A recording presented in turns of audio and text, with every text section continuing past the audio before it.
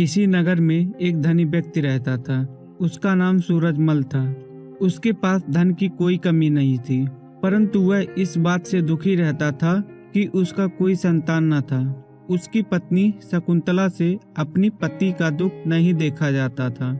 एक दिन शकुंतला अपने मन में सोचती है, यदि सूरजमल की दूसरी शादी करा दी जाए तो उन्हें संतान की प्राप्ति हो सकती है। उसने यह बात अपने पति से कही, परंतु सूरजमल शादी के लिए राजी नहीं हुआ। अपनी पत्नी के बहुत समझाने के बाद वह शादी के लिए राजी हो गया। उसने पास वाले गांव के धनी अमीर चंद की बेटी निर्मला से शादी कर लिया।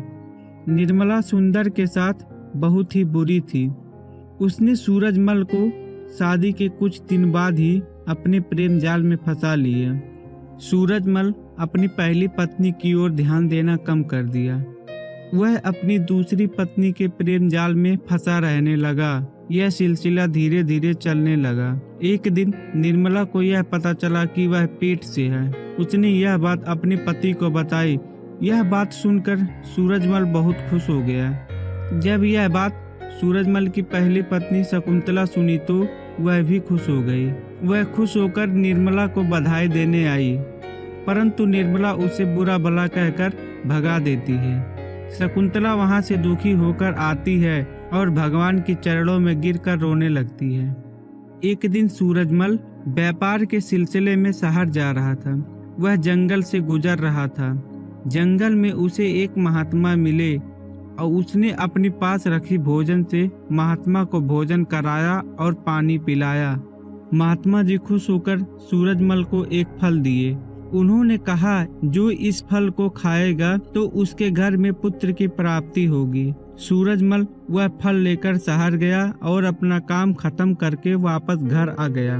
उसने वह फल अपनी दूसरी पत्नी निर्मला को दे दिया और उसे फल के बारे में सारी बात बता दी। निर्मला अपने पति से चोरी उस फल को अपने नौकर को दे दिया, जिससे वह प्यार करती थी, लेकिन नौकर वह फल अपनी प्रेमिका को दे दिया। नौकर की प्रेमिका ने उस फल को अपने सेठ सूरजमल को दे दी और उसे सारी बात बता दी।